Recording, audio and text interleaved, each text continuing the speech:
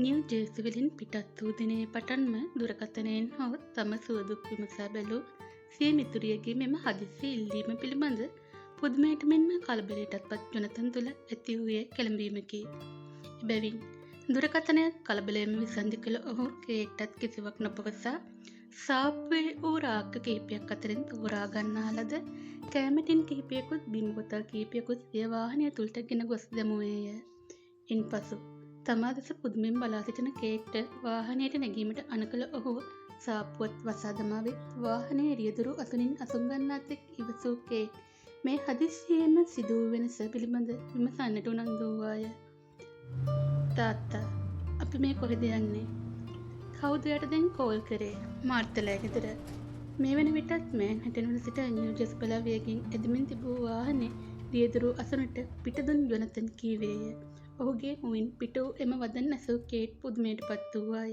ඇත්තෙන්ම කියනවා නම් ඇගේ හිතට එවෙලේ දැනුනේ නිමිහිම් නැති සතුටකි. ඒ ඇය මෑන්හටන් වලින් පිටතට යන පළමු අවස්ථාව වූ මෙවිනි.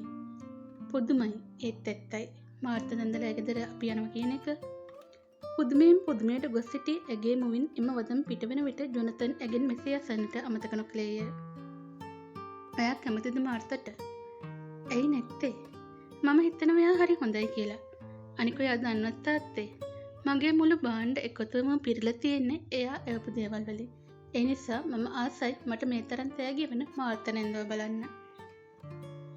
එහෙනම් ඔයාටත් ඔයාගේ මාර්ත නැන්දව බලන්න පුළුවන්. කියු ජොනතන් තම වාහනය තුළ වූ රේඩියෝව ක්‍රියාත්මක කළේය. එහි එවෙලේ වාදනය වෙමින් තිබුණේ ඔහු වඩාත් ප්‍රිය කරන ගීතයක් වූ බැවින් ඔහු ඊට ඉතා ආසාවෙන් කන් දෙන්නට වූවේය. ඔහුගේ ප්‍රියතම ගීතයන් පිළිබඳ දන්නා කේට්ද ඔහුට කිසිදු බාධාවක් එවෙලේ නොකළද ඔවුන් දෙදෙන විටින් විට මාර්තා පිළිබඳ කතා කිරීමට අමතක නොකළවය. කේට් හා ජොනතන් නැගත් නිසාන් වර්ගයේ සුදු පැහැති කාර්ය නිව් ජර්සි වල පිහිටි ජොනතන්ගේ ගම්පියසට ලංවන විට හවස 5 පමණ වී තිබුණි. ප්‍රථමයෙන්ම තම ගමට ඇතුල් වන විට ජොනතන්ගේ හිතට දැනුනේ පුදුමයකි. ඔහු ගමෙන් වෙන්ව සිටීමේ දසවසර ඇතුළත නාගරීකරණය අතින් මේ ගම බොහෝ දියුණු වී ඇති සේකි. නාගරීකරණයට පහසුව දියුණු වී ඇති තම ගම්පියසේ සිරි නරඹමින් වාහනය සෙමින් පැදවූ ඔහු මාර්තාගේ නිවස ඉදිරිපිට කාර්යය නැවැත්වූයේය. මාර්තාගේ දෙමහල් නිවස තවමත් පෙර තිබූ පරිදිම ඇත. ඇසට පිය උපදවන සුදු සමර පැහැය තවමත් නිවස වටා තැවරී ඇතිමුත් එම පාට නිවස අලුත් කර ඇත්තේ මේ ළඟකදී වගේය. පැය ගණනක් පුරා මේ කාර්යය තුළ හිරවී සිටි කේට් ජොනතන්ගේ අවසරය ලැබෙන්නටත් මත්තෙන් වාහනෙන් බැස එම දෙමහල් නිවස පිහිටා ඇති ගෙවත්ව නිරීක්ෂණය කරන්නට පටන්ගෙන අවසන්ය.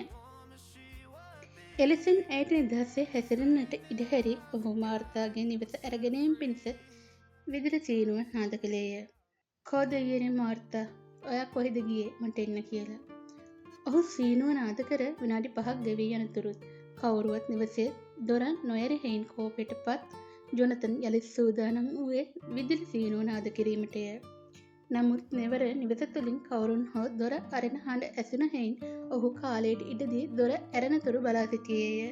දොර අරින ලද්දේ ඔහුගේ හිතවතිය වූ මාර්තාය. එනම සුදු බැන්ඩේජ් වලින් ඇගේ මුළු සිරුරම වෙලා ඇති අයුරුදුටු ඔහු කෙතරම් කලබලයට පත් වූයේ දෙයත් ඔහුගේ දෑත් ඉබේම නතර වූයේ ඇගේ උරහිස් මතය.